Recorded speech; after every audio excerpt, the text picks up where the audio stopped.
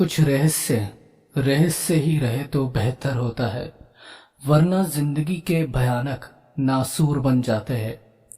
सुना रहा हूं एक ऐसी ही पुरानी गुफा की कहानी, जिसके अंदर कुछ ऐसे प्राचीन रहस्य छुपे हैं जिनके बारे में जानना सेम और रमन के लिए बहुत डरावना साबित हुआ। वैसे तो बराबर पहाड़ में ना जाने कितनी गुफाएं हैं जिनके बारे में जानना बेहद मुश्किल है।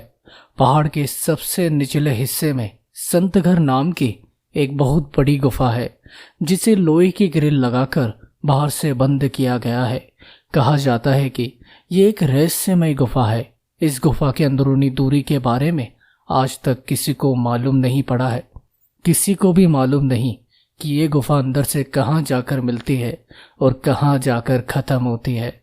कहा तो यहाँ तक जाता है कि ये गुफा अंदर से ऐसे ऐसे हिस्सों में फैली हुई है कि जहाँ लोगों का पहुँचना बेहद मुश्किल है। कुछ लोग तो यह कहते हैं कि इस गुफा में अभी तक कई ऐसे ऋषि मुनि तपस्या कर रहे हैं जो महाभारत और रामायण के युग के थे। लोगों का मानना है कि इसके अंदर सोने और हीरो के कई खजाने भी मौजूद है।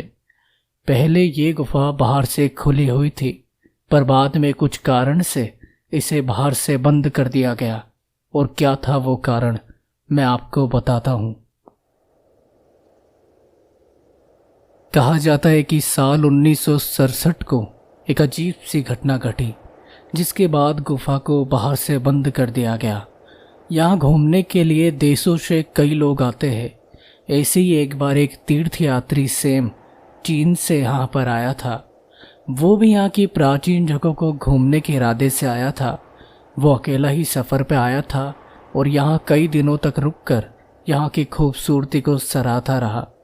यही मंदिर का एक गार्ड रमन उस चीनी यात्री को हर जगह ले जाता था। रमन ने उस चीनी यात्री सेम को बहुत सी ऐतिहासिक चीज़ों के बारे में बताया था। एक बार रमन सेम को संतघर दिखाने के लिए ले गया। उस गुफा के पास पहुंच सेम का मुंह तो खुला का खुला ही रह गया और उसने रमन से पूछा, रमन, जहाज के आकार में दिख रही ये इतनी बड़ी चीज क्या है? तो रमन ने अंग्रेजी में ही संतघर के बारे में सेम को सब कुछ बताया।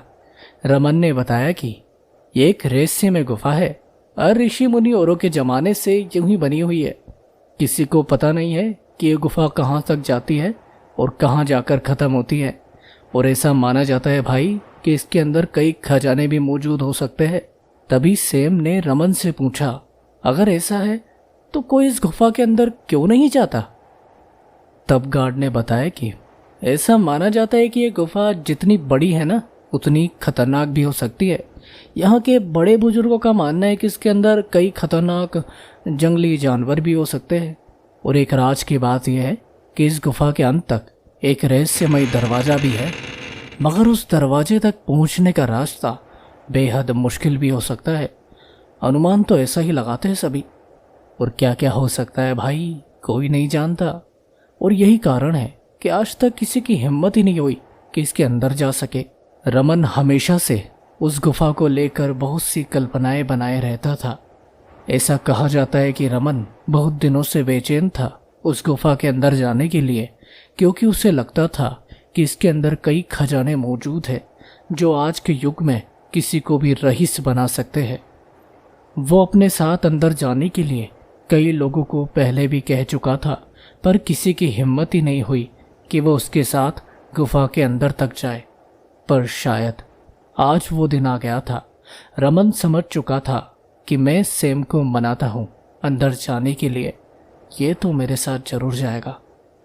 तो रमन ने सेम से कहा, ये बात तो सही है कि आज तक इसके अंदर कोई नहीं गया, पर जरूरी नहीं है कि इसके अंदर खतरनाक जानवर ही मौजूद हो।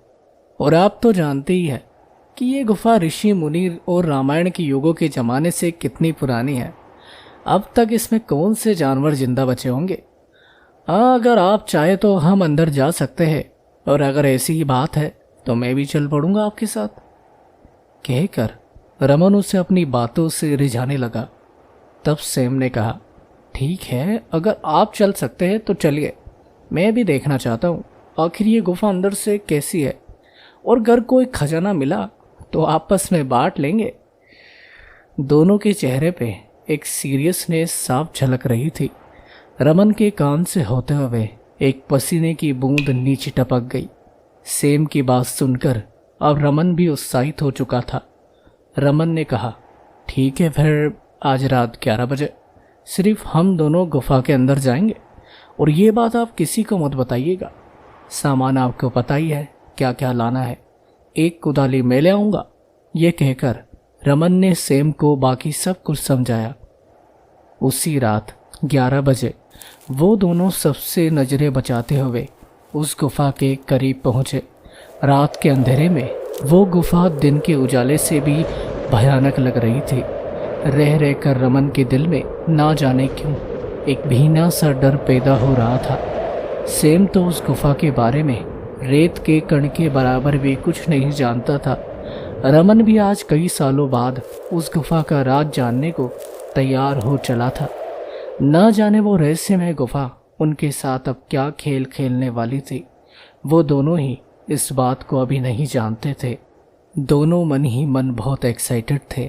उन्हें लग रहा था कि इस गुफा के अंदर कुछ हो या ना हो, मगर कहीं ना कहीं उसे एक्सप्लोर करके हम जल्दी मालामाल होने वाले हैं। बाहर का मौसम और भी सर्द होने लगा था। हर ओर फैली वीरानी अपनी ही कहानी बयां कर उन्हें किसी अनहोनी का आभास करवा रही थी। रह रहकर चलती हवा और आसमान से गरजती बिजली एक भयावह गुफा को रोशनी सी दे जाती। चमकती बिजली में वो गुफा किसी मौत के मुंह जैसी दिखाई पड़ रही थी। बारिश होने में अब ज़्यादा समय नहीं रह गया था।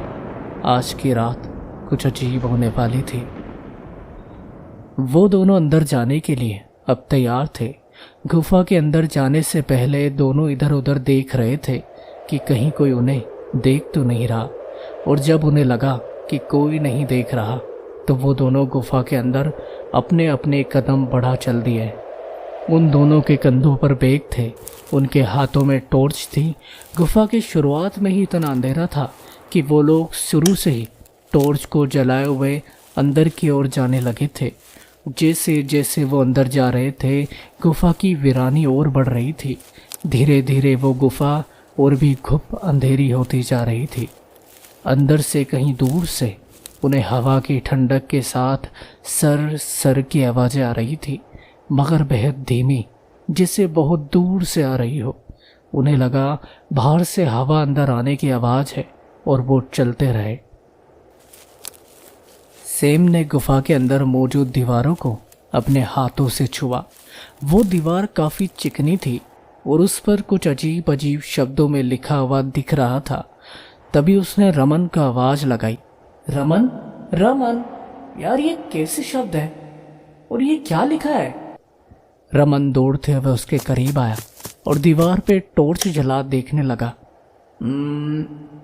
ये लैंग्वेज तो मुझे भी नहीं पता, बड़ी ही पुरानी भाषा लगती है। ये शब्द तो बड़ी ही अजीब है, जैसे कोई रिचुअल परफॉर्म में यूज होता है। मैंने तुमसे कहा था ना, ये गुफा ऋषि मुनियों के जमाने से यहाँ पे है। तभी बड़े मकड़ी के जाले से होते हुए एक जहरीली मकड़ी टॉर्च की रोशनी में आने लगी। इतने में सेम पीछे उछल सिहर उठा। ओह, इतनी बड़ी मकड़ी! उसकी आंखें उसी पे टिकी रह गई। रमन ने सेम के कंधे पे हाथ लगा उसे आगे जाने का इशारा करने लगा। अब वो लोग धीरे धीरे आगे की ओर चले जा रहे थे। गुफा काफ़ी पुरानी होने के बाद भी उसकी बनावट आज तक बरकरार थी। कहीं से कोई दरार नहीं, कहीं से कोई गलावट नहीं, ना ही कहीं से पानी रिसने के कोई निशान। तकरीबन कई घंटे एक साथ यूं ही चलते रहने से अब उनके शर्ट पसीनों से भीगने लगे थे, मगर इतने पसीने में भी पूरी गुफा में ठंडक महसूस की जा सकती थी। कई घंटे चलने के बाद परेशान हो सेम ने अपनी बोतल में बचा आखिरी पानी पीते हुए रमन से कहा, रमन यार, और कितना चलना है? अब कब आएगा इस गुफा का अंत? उस गुफा में अब काफ़ी भूल भुलैया थी। वो दोनों गुफा के काफ़ी अंदर तक पहुंच आए थे। वहां से आगे जाने के लिए कई सारी गुफाएं बनी थी और हर कहीं से एक जैसी आवाजें आ रही थी, शांत मगर सुनने लायक। वो सारी गुफाएं जो कई राहों में बटी है, उन दोनों को समझ नहीं आ रहा था कि हमें पहले किस तरफ जाना चाहिए। तभी टॉर्च की रोशनी में उनकी नज़र सामने एक पुरानी गुफा पर पड़ी। उस गुफा के आगे कई सारे पत्थर पड़े हुए थे। देखने से ऐसा लगता था मानो जैसे किसी ने जानबूझकर रास्ता बंद करने की नाकाम कोशिशें की हो। वो गुफा बाहर से ही देखने में बहुत ही पुरानी लग रही थी, क्योंकि वो बाहर से काफ़ी टूटी फूटी भी दिख रही थी। रमन को लगा कि ये गुफा काफ़ी पुरानी है, शायद इसी से उस खजाने तक जाने का रास्ता होगा। और यही सोचकर रमन सेम से कहने लगा, सेम सेम यही गुफा मुझे बहुत पुरानी लग रही है, हम पहले इसी में जाएंगे। अपनी टॉर्च सेम के हाथों में पकड़ा रमन गुफा के सामने से पत्थर हटा जाने का रास्ता बनाने लगा। जरा सा अंदर तक जाने का रास्ता बना दोनों उसी गुफा के भीतर चल पड़े।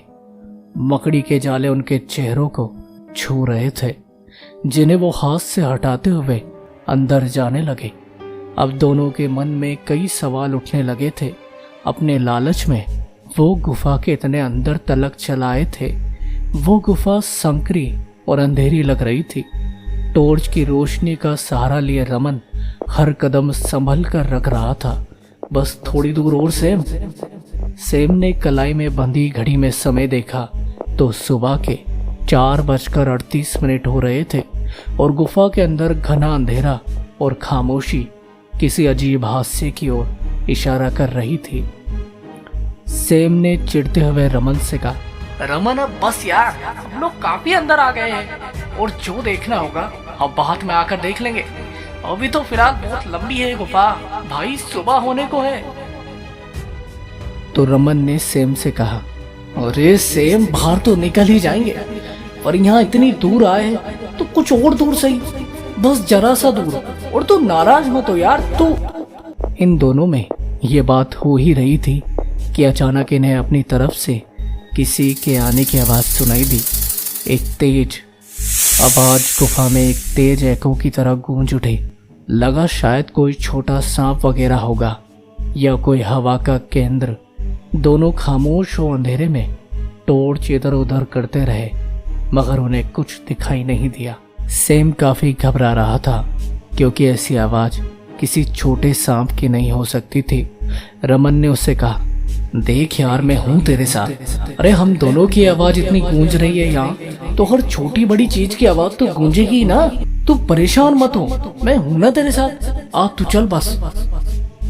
अब सकरी गुफा का रास्ता खुलने लगा था। 2-4 कदम बढ़ा छोटी गुफा से निकल दोनों ने चैन की सांस ली।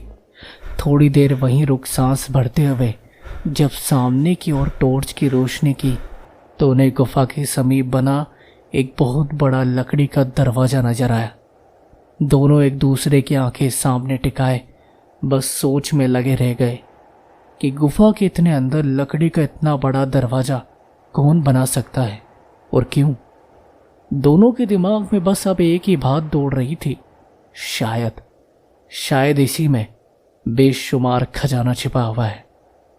दोनों इतना विशाल दरवाजा देख मन ही मन खुश हो चले थे।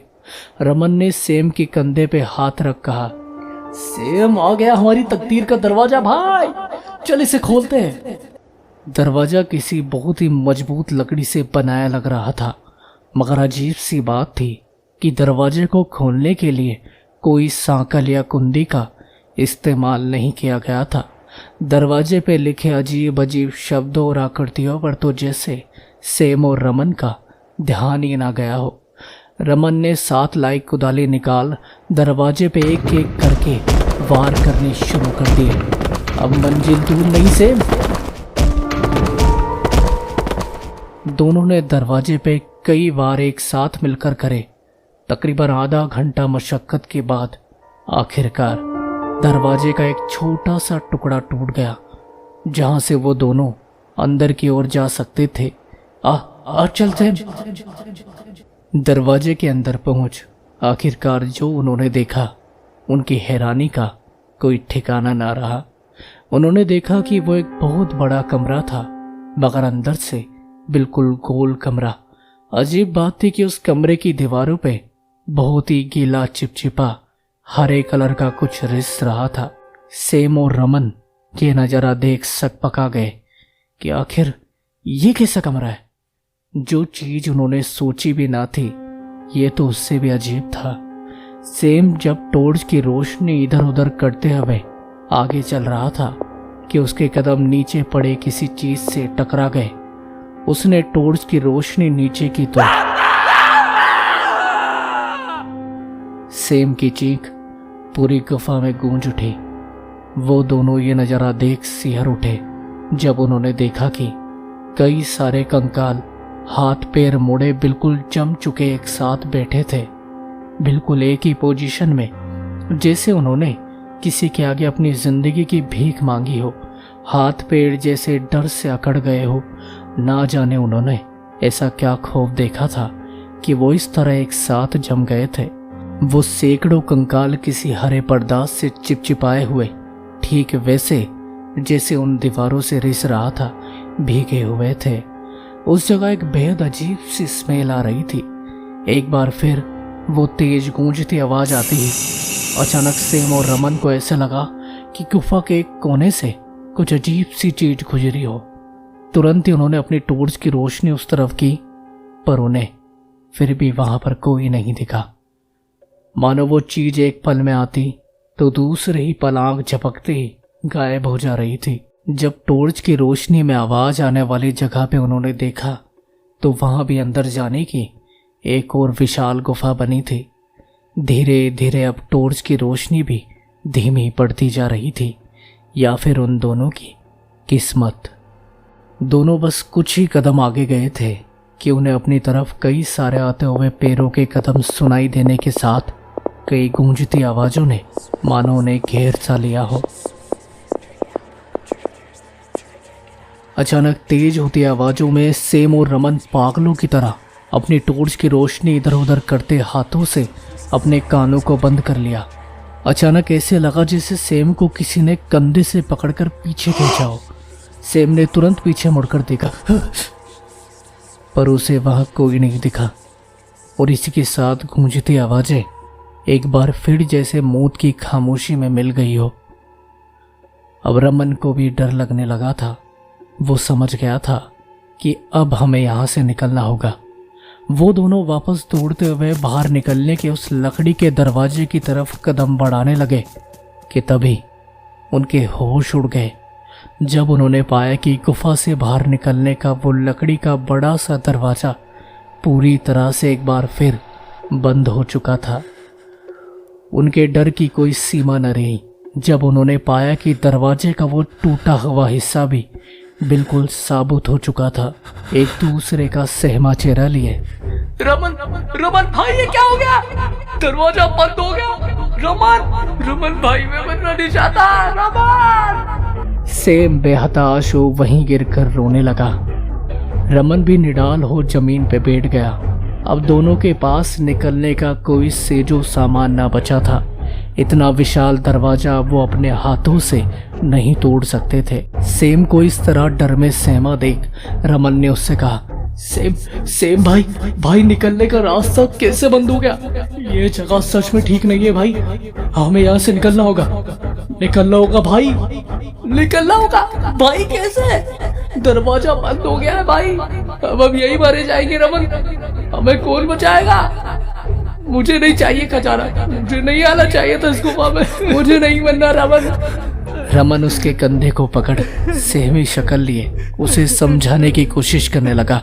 भाई, हम यहाँ से निकलेंगे एक साथ जैसे हम आए थे, लेकिन सेम अब हमें पीछे नहीं जाना, आगे ही जाना होगा, उस रास्ते से जो इस कमरे से होकर जाता है। ये गुफा हमारे साथ खेल खेल रही है सेम, हमें चलते रहना होगा।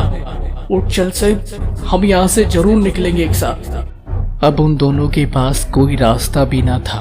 बाहर जाने का केवल एक रास्ता था जो सिर्फ आगे की ओर जाता था। टॉर्च की रोशनी अब हल्की हो चली थी। उस घने अंधेरे में इधर उधर देखना भी बहुत मुश्किल हो रहा था। उन्हें मालूम भी ना था कि वो आगे का रास्ता कहाँ जाकर खत्म होगा और कब। धीरे धीरे उस गुफा में दोनों का दम घुटने लगा था। सांस लेने की तकलीफें बढ़ती जा रही थी क्योंकि ये गुफा का काफी अंदर तक का हिस्सा था और गुफा का दरवाजा भी बंद हो चुका था। एक जहरीली सी हवा वहां के वातावरण में फैलने सी लगी थी। एक साथ उठ हाथों में टॉर्च लिए उस घने अंधेरे को चीरते हुए दोनों आगे की ओर जाने लगे। उनके पास कोई दूसरा रास्ता भी ना था। सामने दिखाई पड़ती विशाल गुफा के काफी अंदर चलते रहने के बाद आखिरकार उनकी टॉर्च ने भी उनका साथ छोड़ दिया और गुफा में अब मुझ से भी भयानक अंधेरा पसर उठा। हर ओर घुप छाए खामोशी और केवल उन दोनों की बेहताशा धड़कती धड़कनें और गर्म सांसें ही सुनी जा सकती थी। अंदर इतना अंधेरा था कि अपने आप को महसूस कर पाना भी मुश्किल हो रहा था। दोनों एक दूसरे को सिर्फ छू कर ही आगे की ओर बढ़ रहे थे। सेम और रमन हिम्मत बनाए हुए एक दूसरे का हाथ पकड़े अंधेरे में आगे की ओर ही जा रहे थे कि अचानक रमन के पेड़ से कुछ बहुत बड़ी सी चीज टकराई और दोनों का हाथ छूट गया और रमन वहीं गिर गया।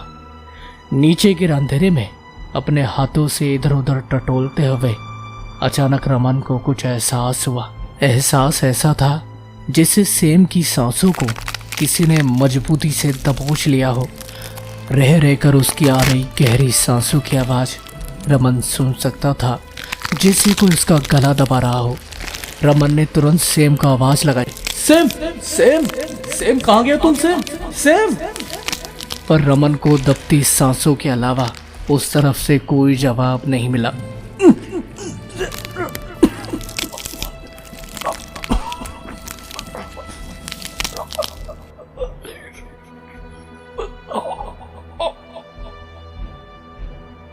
रमन खड़ा होते हुए सेम को आवाज लगा अंधेरे में अपने हाथ आगे कर सेम को ढूंढने लगा। रमन ने कई बार चिल्लाकर उसे आवाज लगाई पर उधर से केवल सांसें ही उसका जवाब थी।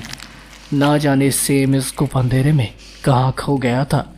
डरा सहमा रमन आगे की ओर कदम बढ़ा सेम को ढूंढने लगा। थोड़ी देर बाद दबती सांसों की आवाज अब खामोशी में बदल चुकी थी।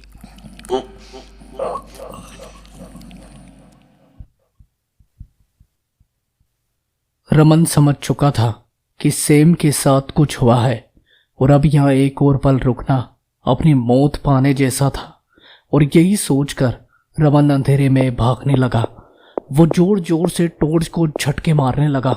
चल चल साले चल चल। अचानक भागते भागते उसकी टॉर्च जली और जलते ही उसने जो देखा मानो उसकी जिंदगी का सबसे भयानक डर अब सच हो चला था। रमन का चेहरा डर से भर चला मानो उसे ऐसे नजारे की कोई आशा ही ना थी।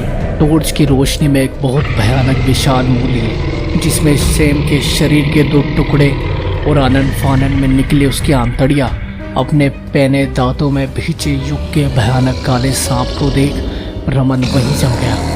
उसकी सांसें थम गई।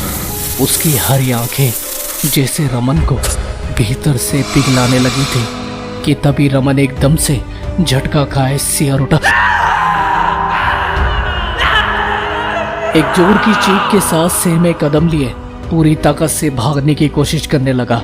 अपनी टॉर्च की बची कुची रोशनी में वो पागलों की तरह चीखते हुए बेहताशा अपनी आखिरी जान लगा भागने लगा। भागते कदमों के साथ एक तरफ ठोकर खा। रमन की नजरें एक पल को ऐसी जगह गई जैसी उसने अब उम्मीद भी ना की थी। रमन ने देखा कि गुफा के दाईं ओर जाने वाले रास्ते की गुफा पूरी पीली रोशनी से भरी बेहताशा खजाना लिए जगमगा रही थी। बस ये देखना भर था कि अचानक रमन गुफा के दूसरे छोर से बहुत तेजी से बाहर जा गिरा जैसे कोई दरवाजा अचानक से खुल गया हो और रमन उसके बाहर बहुत तेजी से जा गिरा। इसी के साथ एक जोर की आवाज के साथ वो गुफा वापस बंद होने लगी। गुफा के बंद होने से पहले रमन ने अपनी जिंदगी के उस डर को एक बार फिर महसूस कर अपनी ओर आते अंधेर को काले सांप को एक आखिरी बार देखा तो उसकी डरावनी हरी पीली आंखें और इतना बड़ा खुला मुंह जिसमें टपकता हरे कलर का वो जहर साफ देखा जा सकता था। उसके रेंगते हुए शरीर से पहाड़ की चट्टानें हिलने लगी थी। रमन के भागते कदम और थर थर कांपती वो जमीन जिसे रमन आज तक नहीं भुला सका। उसने अपनी जिंदगी में इससे भयानक दिन कभी ना देखा था।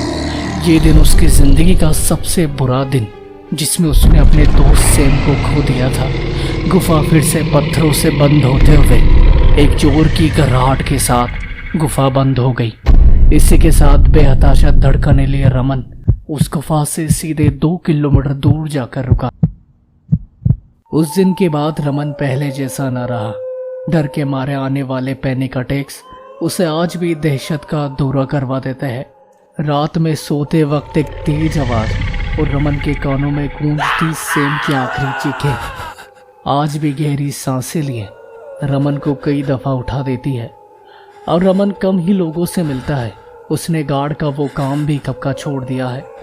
मगर इन सब के बीच एक बात और है, वो ये कि इस दहशत से गुजरने के बाद भी रमन को आज भी उस बेहताशा चमकते खजाने का रास्ता अपने सपनों में दिखाई पड़ता है। मानो जैसे वो गुफा एक बार फिर उसे बुला रही हो, जो आज भी रमन को गहरी सोच में डाल दिया करती है। मैं हूं राज विजया और आप सुन रहे हैं कहानी का राज विजया। आज की कहानी अगर आप लोगों को पसंद आई हो तो वीडियो को लाइक और चैनल को सब्सक्राइब करना ना भूलें, ताकि मैं आपके लिए और भी ऐसी कई सारी कहानियां ला सकूं। तो मिलते हैं एक और नई कहानी के साथ। तब तक के लिए गुड बाय।